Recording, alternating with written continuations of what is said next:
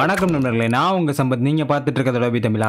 இன்னைக்கு வீடியோல Adobe illustrator use பண்ணி இந்த மாதிரி ரெண்டு லோகோ எப்படி பண்றதுன்னு தான் பார்க்க போறோம். ஒன்னு கூகுள் லோகோ, இன்னொன்னு அடிடாஸ் லோகோ. ஸோ இது எப்படி நீட் அண்ட் குயிக்கா பண்றதுன்னு தான் பார்க்க போறோம். இதே மாதிரி நம்ம சேனல்ல போட்டிருக்க நிறைய இல்லஸ்ட்ரேட்டர் டியூட்டோரியல்ஸோட பிளேலிஸ்டோட லிங்க் மேல ஐ பட்டன் கீழே டிஸ்கிரிப்ஷன்ல கொடுத்துருக்கேன். செக் பண்ணி பார்த்துக்கோங்க. நீங்க நம்ம சேனல்ல அப்பதான் முதல் தடவை பார்த்துட்டீங்கன்னா மறக்காம சப்ஸ்கிரைப் பண்ணிட்டு பாருங்க. டெலிகிராம் குரூப்ல ஜாயின் பண்ணிக்கோங்க. லிங்க் டிஸ்கிரிப்ஷன்ல இருக்கு. ஸோ இப்போ டியூட்டோரியல் ஸ்டார்ட் பண்ணலாம். First as usual document create பண்ணிக்கலாம். ஸோ ஃபைலில் போயிட்டு நியூ கிளிக் பண்ணிக்கிறேன். தென் வித் 1080 mm, ஹைட் 1080 mm கொடுத்துக்கிறேன். தென் கிரியேட் கொடுத்துக்கிறேன். நம்ம பண்ண போகிற ரெண்டு லோகோவோட இமேஜை சைடில் வச்சுக்கிட்டேன் ஒரு ரெஃபரன்ஸ்க்காக. ஸோ ஃபர்ஸ்ட் இப்போ கூகுள் லோகோ பண்ணலாம். ஸோ ஃபர்ஸ்ட் டி கிளிக் பண்ணி டைப் டூல் எடுத்துக்கிட்டேன். தென் ஜஸ்ட் ஒரு கிளிக் பண்ணிவிட்டு கேப்ஸ் ஜி டைப் பண்ணிக்கிறேன். அண்ட் இதோட ஃபாண்ட்டு பார்த்தீங்கன்னா, ஸோ இப்போ ஃபஸ்ட்டு சைஸை இன்க்ரீஸ் பண்ணிடலாம். ஷிஃப்ட்டை ஹோல்டு பண்ணி ஃப்ரேமை இன்க்ரீஸ் பண்ணுறேன்.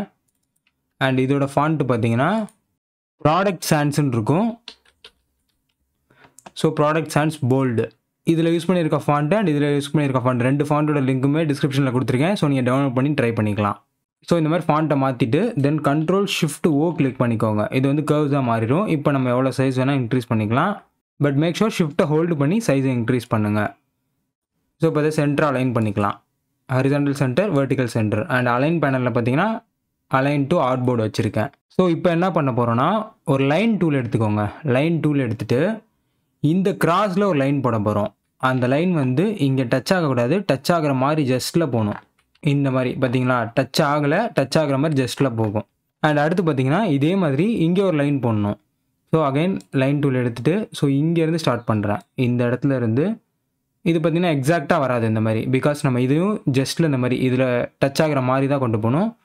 ஸோ அதனால் இந்த மாதிரி வச்சிட்டேன். இப்போ பார்த்தீங்கன்னா லைனுக்கு நம்ம ஸ்ட்ரோக் போடலை, அதனால் விசிபிளாக இருக்காது. ஸோ ஃபுல்லாக செலக்ட் பண்ணி பார்த்தீங்கன்னா தெரியும், ரெண்டு லைன் இருக்குது அண்ட் ஜீன்ற டெக்ஸ்ட் இருக்குது அண்ட் கர்வ்ஸாக இருக்குது. ஸோ இந்த லைன் வந்து இதில் டச் ஆகக்கூடாது. அதனால் ஏன்னா நம்ம வந்து அடுத்து ஷேப் பில்டர் டூல் வச்சு கட் பண்ண போகிறோம். ஸோ நமக்கு என்ன ஆகும், இது மட்டும் தனியாக ஒரு ஷேப்பாக வந்துடும். அதை நம்ம ஃபிக்ஸ் பண்ணலாம். பட் இருந்தாலும் நம்ம இதிலே ஃபிக்ஸ் பண்ணிக்கலாம். சிசர் டூல் எடுத்துகிட்டு ஜஸ்ட்டு இங்கே ஒரு கட் பண்ணிக்கிறேன். கட் பண்ணிவிட்டு இது நமக்கு தேவையில்லை, இந்த பார்ட்டை மட்டும் தூக்கி போட்டுடலாம். டெலிட் பண்ணிக்கிறேன். இப்போ ஃபுல்லாக செலக்ட் பண்ணிவிட்டு ஷேப் பில்டர் டூல் எடுத்துக்கோங்க. ஷேப் பில்டர் டூலை பற்றி ஆல்ரெடி நிறையா வீடியோஸ் போட்டிருக்கேன். ஸோ எல்லாமே செக் பண்ணி பார்த்துக்கோங்க, சேனலில் இருக்குது. இப்போ இங்கே ஒரு கிளிக் பண்ணிக்கிறேன். அண்ட் இங்கே ஒரு கிளிக், இங்கே ஒரு கிளிக், இங்கே ஒரு கிளிக், அவ்வளோதான். இப்போ கண்ட்ரோல் ஒய் ப்ரெஸ் பண்ணிக்கிறேன்.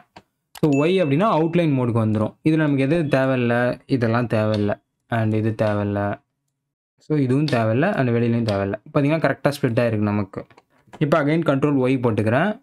ஸோ இப்போ எல்லாத்தையும் செலக்ட் பண்ணிட்டு ஃபஸ்ட்டு பேசிக்காக ஒரு கலர் கொடுத்துக்கலாம். பிளாக் கலர் கொடுத்துட்டு அண்ட் இப்போ பார்த்தீங்கன்னா எல்லாமே குரூப்பாக தான் இருக்கும். ஸோ கிளிக் பண்ணிட்டு கண்ட்ரோல் ஷிஃப்ட் ஜி கொடுத்து அன்குரூப் பண்ணிக்கோங்க. தென் ஒவ்வொரு பார்ட்டாக செலக்ட் பண்ணிட்டு ஐ கிளிக் பண்ணி கலரை பிக் பண்ணுங்கள். அடுத்து வி கிளிக் பண்ணி இதை செலக்ட் பண்ணிவிட்டு ஐ கிளிக் பண்ணி இந்த கலரை பிக் பண்ணிக்கலாம்.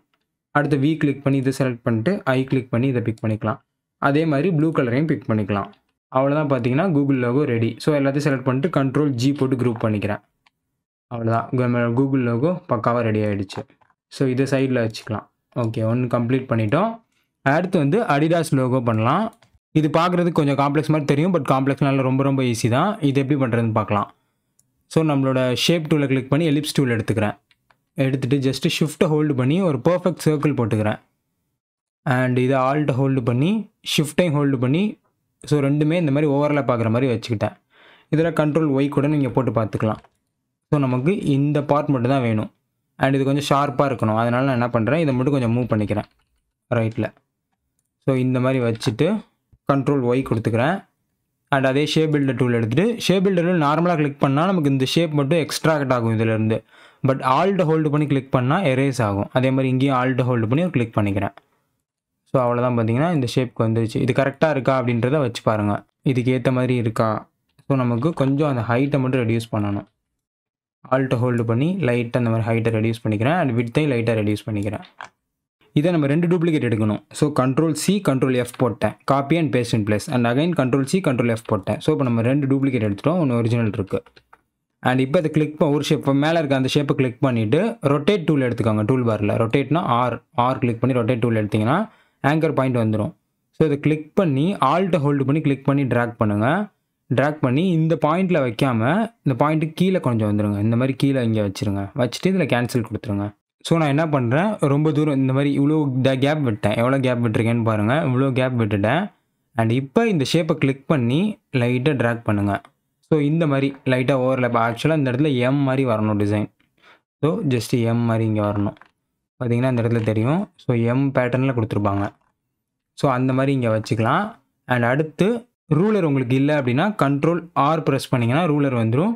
ரூலரை ட்ராக் பண்ணி கரெக்டாக அந்த ஆங்கர் பாயிண்ட் சென்டரில் வச்சுருங்க. எதுக்காகனா இப்போ நம்ம மூவ் டூல் எடுத்தோன்னே இந்த ஆங்கர் பாயிண்ட் போயிடும். அது திருப்பி அந்த இடத்துல வைக்கிறதுக்காக தான்.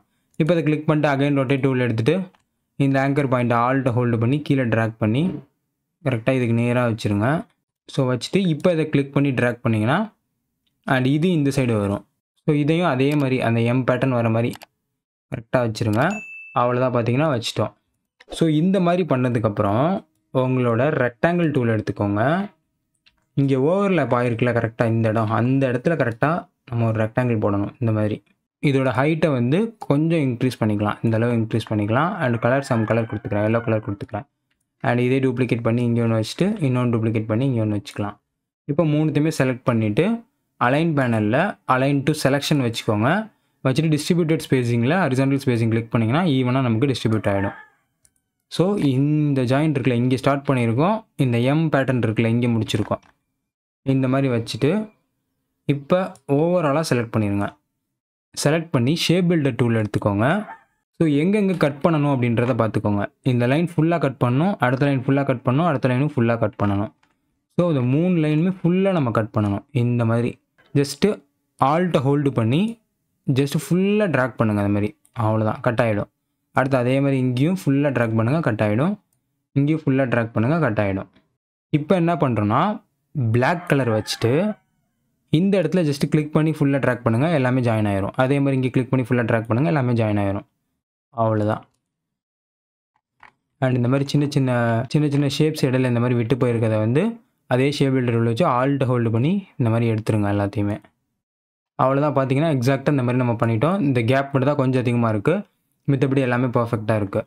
ஸோ இப்போ நம்ம இதுக்கு கலர் வந்து பியூர் பிளாக்காக கொடுப்போம். 000 பியூர் RGB பிளாக்காக கொடுத்துட்டு அண்ட் டெக்ஸ்ட்டில் வந்து அடிடாஸ்ன்னு டைப் பண்ணலாம்.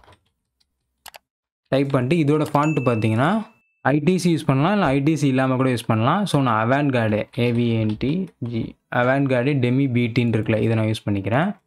இதில் கர்வ்ஸாக மாற்றணும்னா அவசியம் இல்லை. அவங்க சைஸ் டெக்ஸ்ட்டுக்கு ஏற்ற சைஸ் மட்டும் வச்சுட்டு கரெக்டாக அதை இந்த மாதிரி கீழே வச்சுக்கோங்க. அண்ட் இது எல்லாத்தையும் குரூப் பண்ணிவிட்டு கண்ட்ரோல் G கொடுத்து குரூப் பண்ணிவிட்டு இது ரெண்டுத்தையுமே செலக்ட் பண்ணுங்கள். செலக்ட் பண்ணிட்டு சென்டராக மாற்றிக்கோங்க.